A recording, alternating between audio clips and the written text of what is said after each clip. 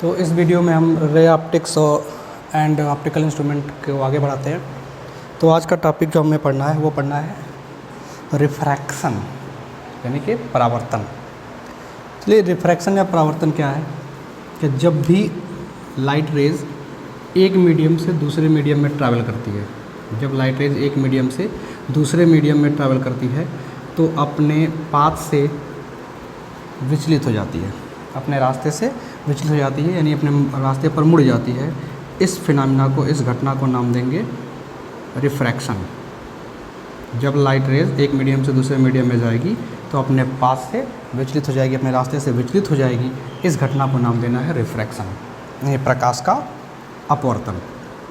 ठीक है, तो मान लें कि ये बाउंड्री है जिसके इधर एक मीडियम इधर, एक मीडियम इस तरफ है, दो मीडियम है बाउंड्री के दोनों तरफ। और यहाँ पे ये इसका हो गया नॉर्मल यानी कि अभिलंब। जिस पॉइंट पर प्रकाश की किरण गिरेगी, लाइट रेज गिरेगी, उसको बोलेंगे इंसिडेंस पॉइंट, आपतन बिंदु। और यहाँ पे इस रेज को नाम देना इंसिडेंट रे। ये हो गया इंसिडेंट रे, हिंदी वाले सुने आपतित किरण, इंसिडेंट रे आपतित किरण। ये हो गया हमारा नॉर्मल यानी कि हिंदी में अभिलंब। ये हो गया नॉर्मल। अब एक मीडियम इधर है, दूसरा मीडियम इधर है। लाइट रेज एक मीडियम से दूसरे मीडियम में जाएगी तो ये अपने रास्ते से मुड़ेगी, चाहे सीधा स्ट्रेट ना जा करके या तो इस तरफ या तो इस तरफ मुड़ेगी। तो वो डिपेंड करता है कि मीडियम कौन से हैं। अगर मान लें किस लेते हैं कि इस तरफ रेरर मीडियम है और दूसरी तरफ डेंसर मीडियम है। हिंदी में रेरर को बोलते हैं विरल और डेंसर को बोलते हैं सघन। इस तरफ इसका अपोजिट ले लेते हैं सघन, और ये हो गया विरल। यानी रेरर से डेंसर में जा रहा है या डेंसर से रेरर में जा रहा है। तो हुआ क्या कि देखें, जब रेरर से डेंसर में लाइट जाएगी तो ये रेज सीधा ना जा करके, स्ट्रेट पाथ फॉलो ना करते हुए नॉर्मल की तरफ बेंड कर जाती है, नॉर्मल की तरफ मुड़ जाती है। इस एंगल को बोलेंगे एंगल ऑफ इंसिडेंस, आपतन कोण। इसको बोलेंगे एंगल ऑफ रिफ्रैक्शन यानी अपवर्तन कोण, आर। इसको आई से डिनोट किया, इसको आर से। सेम चीज़ यहाँ भी होगा। अब यहाँ पे डेंसर से रेरर में जा रहा है तो नॉर्मल से अभिलंब से दूर हटेगा, यानी ये सीधा ना जा करके इस तरफ जुड़ जाएगा। ये नॉर्मल है, नॉर्मल से दूर। ये हो गया एंगल ऑफ इंसिडेंस आई, ये हो गया एंगल ऑफ रिफ्रैक्शन आर।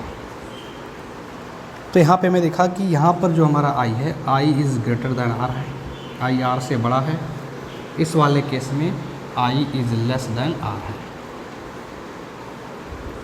ठीक, अभी ये चीज़ आगे प्रूफ भी किया जाएगा, स्नेल्स लॉ जब हम पढ़ लेंगे तो ये हुआ डेफिनेशन रिफ्रैक्शन का, अपवर्तन का, कि जब लाइट रेज एक मीडियम से दूसरे मीडियम में ट्रैवल करेगी तो अपने मार्ग से, अपने पाथ से मुड़ जाएगी दूसरी तरफ, किसी एक तरफ। इस घटना को हम नाम देते हैं रिफ्रैक्शन। विरल से सघन में, रेरर से डेंसर में जाते समय नॉर्मल की तरफ मुड़ जाता है, और सघन से विरल में जाते समय नॉर्मल से दूर हट जाता है। इसका रीज़न क्या है, कारण क्या है इसके पीछे? तो इसके पीछे कारण यह है कि जब लाइट एक मीडियम से दूसरे मीडियम में जाती है, ट्रैवल करती है, तो उसकी स्पीड चेंज हो जाती है। एक मीडियम में इसकी स्पीड कुछ और होगी, अगले मीडियम में जाते समय इसकी स्पीड चेंज हो जाती है। तो कोई भी रेज जिसकी स्पीड अलग अलग चेंज हो, वहाँ पे रिफ्रैक्शन की घटना हो सकती है। जैसे कि साउंड में भी होता है, ध्वनि में भी, तो वहाँ पर रिफ्रैक्शन की फिनोमेना वहाँ पे देखी जाएगी। तो इसका रीज़न हो गया कि डिफरेंट मीडियम में स्पीड अलग अलग है, इसलिए रिफ्रैक्शन हो रहा है। चलिए अब बात करते हैं लॉज ऑफ रिफ्रैक्शन की। अपवर्तन के कौन कौन से नियम है, रिफ्रैक्शन के कौन कौन से नियम है, लॉ है। तो इसमें दो जैसे रिफ्लेक्शन में दो लॉ, परावर्तन में वैसे इसमें भी दो लॉज हैं, टू लॉज है इसमें भी। पहला लॉ ये है कि आपतित किरण, इंसिडेंट रेज, रिफ्रैक्टेड रेज और नॉर्मल, तीनों एक ही प्लेन में होते हैं, तीनों एक ही सेम प्लेन में दिख रहे हैं। और दूसरा ये होता है कि जो एंगल ऑफ इंसिडेंस है आई, आपतन कोण, इसका साइन ले लें और आर का साइन ले लें।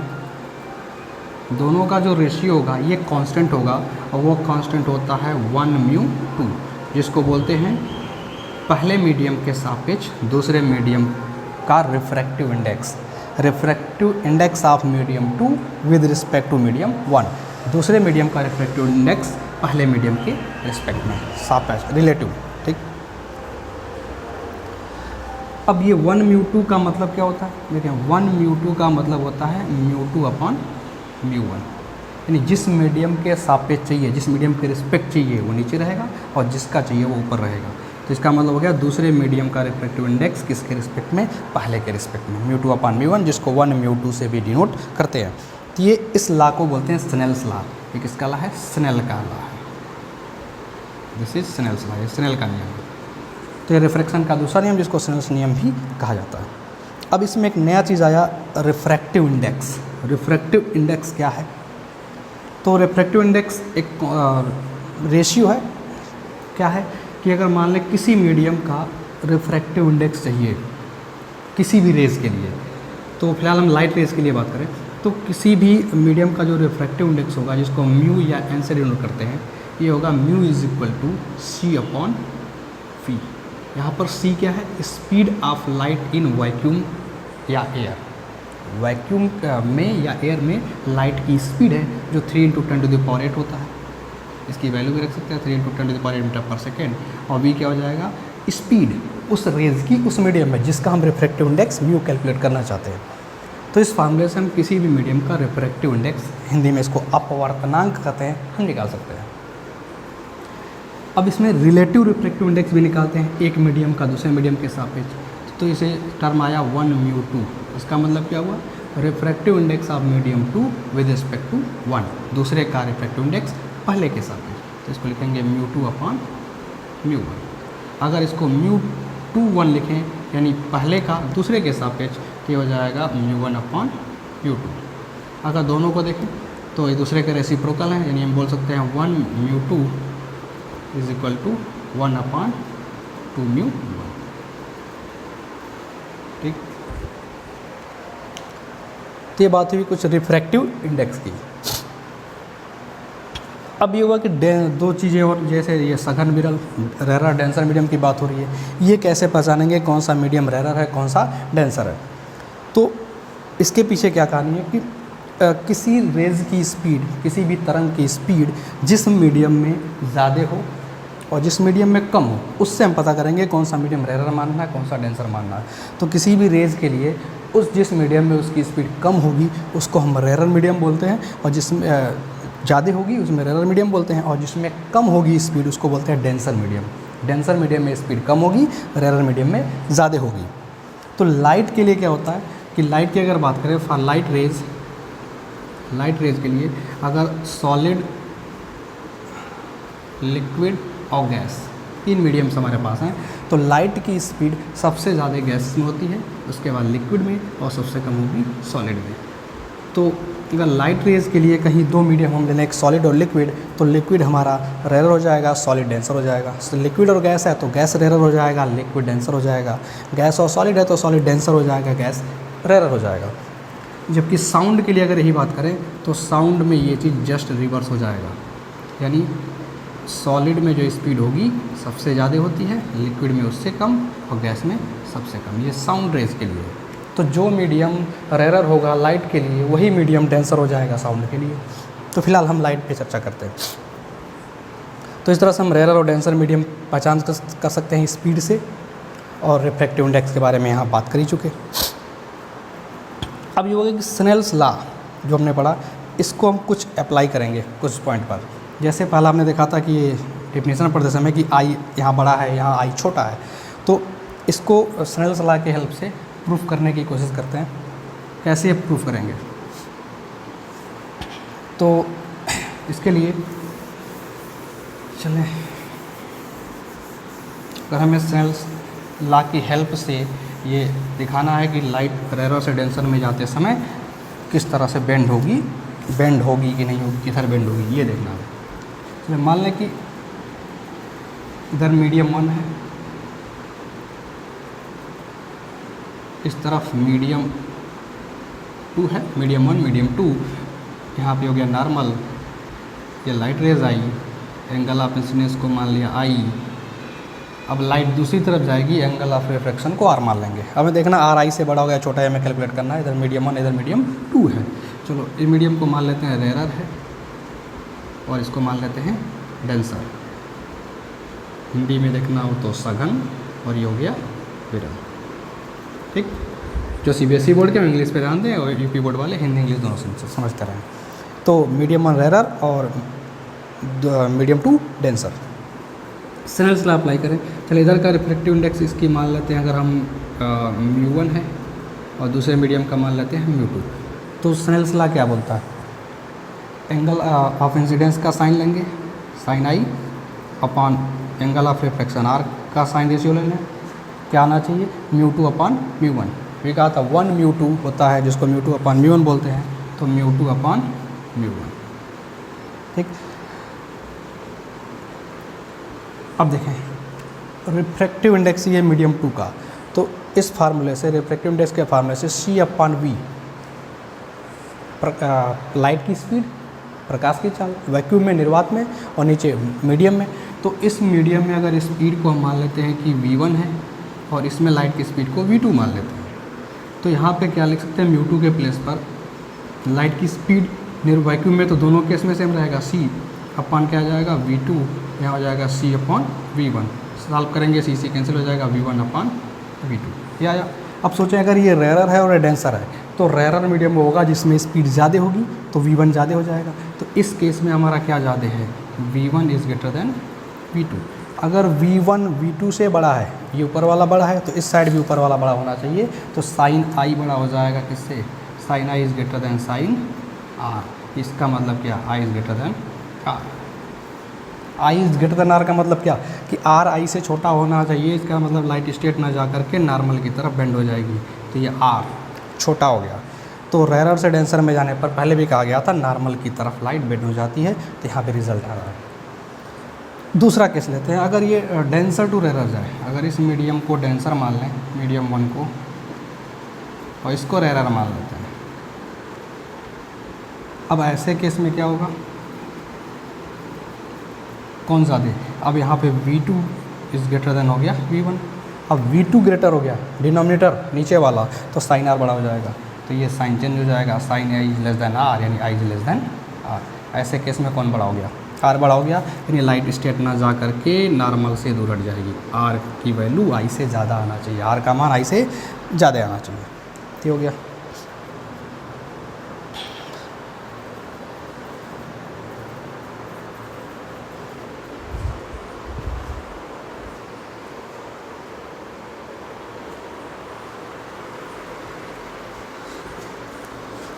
ये तो अब आगे देखते हैं। अब हमें देखना है कि एक ग्लास का स्लैब ले लें, कांच का एक टुकड़ा ले लें, स्लैब, उससे देखें रिफ्रैक्शन होगा तो क्या होगा। तो चले मान लें कि एक ग्लास स्लैब है, मोटा सा एक ले लिए कांच का, ग्लास का स्लैब हमने ले लिया। इस पर हमें देखना है कि इससे रिफ्रैक्शन कराना है, तो कुछ बातें हमें यहाँ पे निकालनी होगी।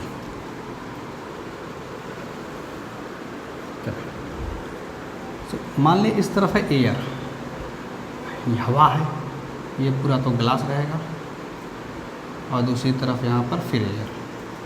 ठीक है, एयर के रिफ्रैक्टिव इंडेक्स अपर्तनांक को मान लेते हैं म्यू ए, ग्लास के लिए डिनोट कर दिया म्यू जी, और एयर के लिए डिनोट कर दिया फिर से म्यू ए। ठीक है,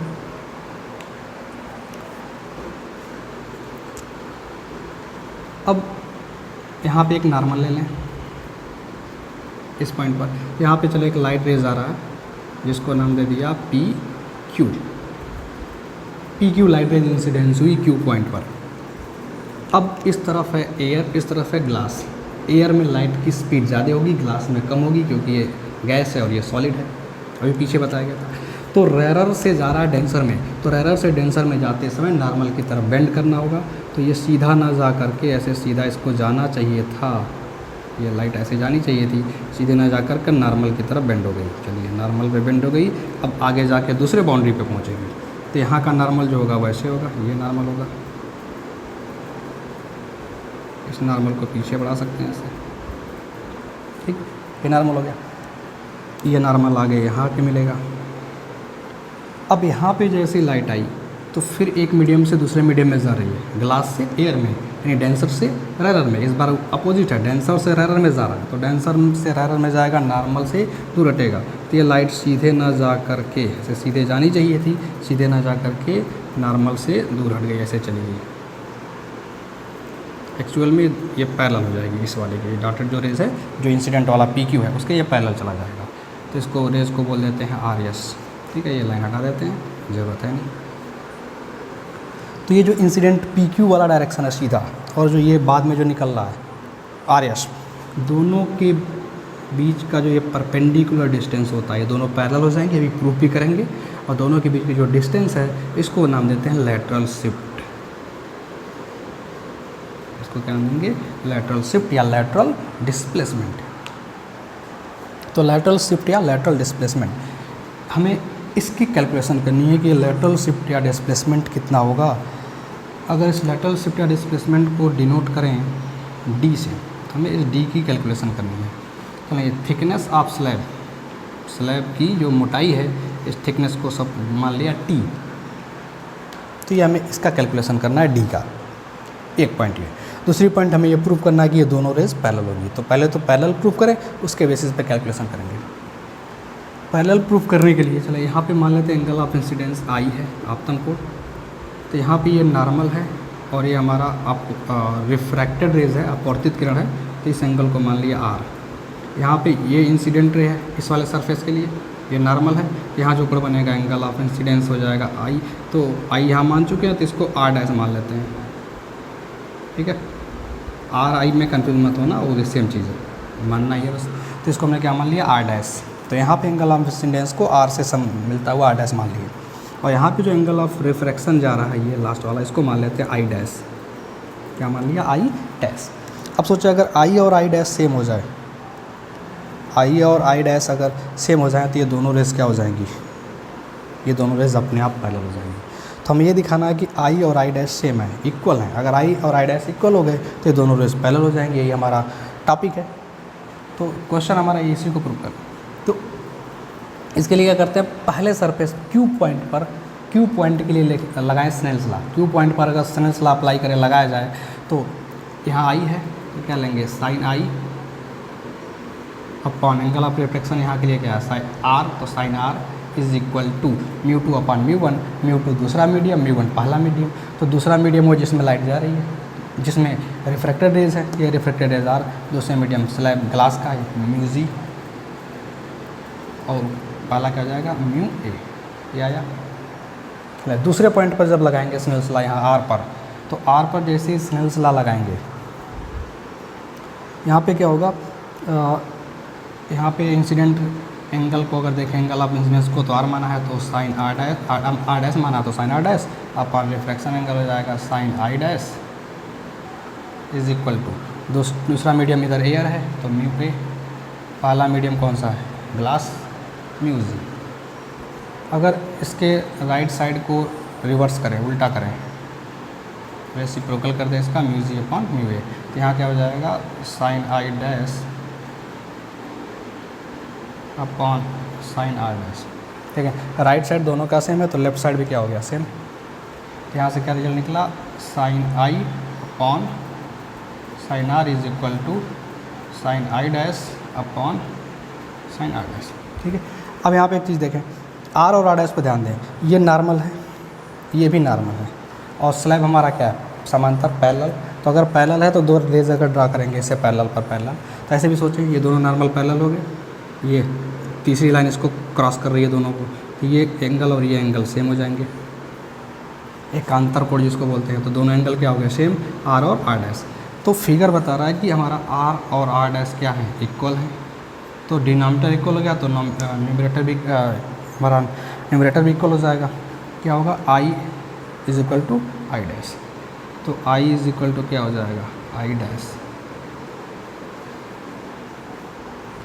तो I और I' जैसे इक्वल हुए, दोनों रेस क्या हो गई? पैरेलल। अब ये दोनों रेस पैरेलल हो गई, तो एक पॉइंट तो हमारा प्रूफ हो गया। दूसरा हमें D का कैलकुलेशन करना है। तो यहाँ से क्या करें? R से इस रेज पर, इस लाइन पर परपेंडिकुलर डाला कर दें, लंबवत खींच दें, लंब डाल दें। तो इस पॉइंट को मान लेते हैं T, और यहाँ जो आके मिला इस पॉइंट को मान लेते हैं U। तो अगर दोनों रेज पैरेलल हैं तो अगर ये डिस्टेंस डी है तो ये भी क्या हो जाएगी डी, तो जो आर टी डिस्टेंस है क्या हो गया डी। क्लियर है इतना? अब ये देखिए अगर ये एंगल आई है, ये वाला एंगल आई, तो इसके सामने ये सीधी लाइन आगे बढ़ी है, पी क्यू टी तक गई है, और ये लाइन, तो दोनों अपोजिट एंगल शीर्षाभिमुख कोण दोनों क्या हो जाएंगे सेम। तो ये पूरा एंगल यहाँ से यहाँ तक हो जाएगा आई, जिसमें से इतना निकल गया आर, तो ये बचा हुआ एंगल इतना कितना होगा, पूरे आई में से आर को माइनस कर देंगे, आई पूरा है आर माइनस कर दें तो हो जाएगा आई माइनस आर। तो यहाँ से यहाँ तक का जो एंगल हो गया आई माइनस आर हो गया, और ये वाला छोटा वाला एंगल तो आर है। ठीक है, तो अब एक ट्राइंगल दिख रहा होगा हमें Q R T, Q T R, एक राइट एंगल ट्राइंगल है जिसमें एंगल आई माइनस आर है। इस आई माइनस आर के सामने देखें ये डी है, डिस्टेंस पता है, और दूसरा डिस्टेंस जो हमें पता है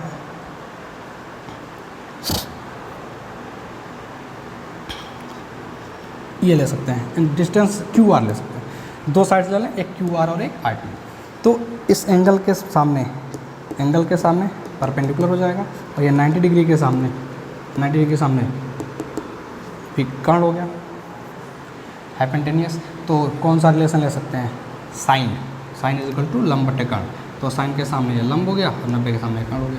तो यहाँ पे साइन का रेशियो ले लेंगे किस ट्रायंगल में, in triangle Q T R. इस क्यू टी आर में मैंने लिया साइन आई माइनस आर, तो साइन आई माइनस आर क्या होगा, लंब बटे कर्ण। इसके सामने ये लंब हो गया परपेंडिकुलर आर टी, और ये हो जाएगा Q R T upon Q are. R T की वैल्यू भी रख सकते हैं, क्या रखेंगे डी अपॉन क्यू आर। ठीक, और दूसरा जो लेंगे ये ट्रायंगल ले लेते हैं क्यू यू आर। दूसरा ट्रायंगल क्या लेंगे, क्यू यू आर। इसमें देखें आर के सामने ये है परपेंडिकुलर, लेकिन ये डिस्टेंस कुछ पता नहीं है हमें। ये हमें पता है कि टी होता है, और ये डिस्टेंस पहले वाले में था, फिर डिवाइड करेंगे कैंसिल हो जाएगा। तो हमें इन दोनों का रेशियो लेना होगा। तो इन दोनों के लिए क्या हो जाएगा, कॉस का रेशियो होगा, ये बेस हो गया, ये परपेंडिकुलर हो गया, और ये हाइपो हो गया। तो बेस का यहाँ कॉस का लेंगे, कॉस एंगल है R, cos R is equal to होता है आधार बटे कर्ण, बेस अपन हाइपो। तो बेस क्या हो गया, बेस हो गया इसका क्यू यू, हाइपो कितना है वही क्यू आर। क्यू यू के स्थान पे क्या रखेंगे, क्यू यू के प्लेस पे टी रख सकते हैं, थिकनेस टी, तो टी अपॉन क्यू आर। अब दोनों में डिवाइड कर दें, इसमें और इसमें। तो डिवाइड करेंगे तो क्या आएगा, sine I minus R upon cos R, इसको इसमें डिवाइड करें तो D upon Q R, T upon Q R cancel हो जाएगा। तो क्या बचेगा, डी अपॉन टी, क्या आया डी अपॉन टी। यहाँ से हमें चाहिए डी की वैल्यू चाहिए, तो डी निकालने के लिए क्या करेंगे, क्रॉस मल्टीप्लाई, तो हो जाएगा T sine I minus R upon cos R. ये लेटरल शिफ्ट का फार्मूला आ जाएगा।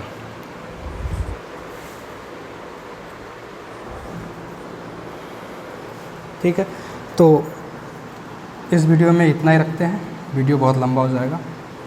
नेक्स्ट टाइम पे हम आगे की बात करेंगे। पिछले वीडियो में कुछ स्टूडेंट्स की ये कंप्लेन थी कि स्पीड थोड़ा ज़्यादा हो गया, तो कोशिश करा गया कि इस वीडियो में थोड़ी स्पीड कम हो। अगर फिर भी स्पीड ज़्यादा लगे तो व्हाट्सअप करें। व्हाट्सअप नंबर है 63 87 029 205।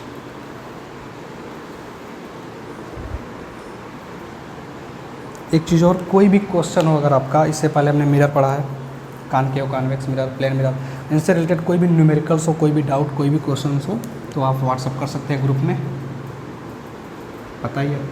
और आगे के टॉपिक्स आते रहेंगे। नोट्स व्हाट्सअप ग्रुप पे आपको मिल ही रहा है, अगर नोट्स में भी कोई डाउट हो तो मैसेज करिए।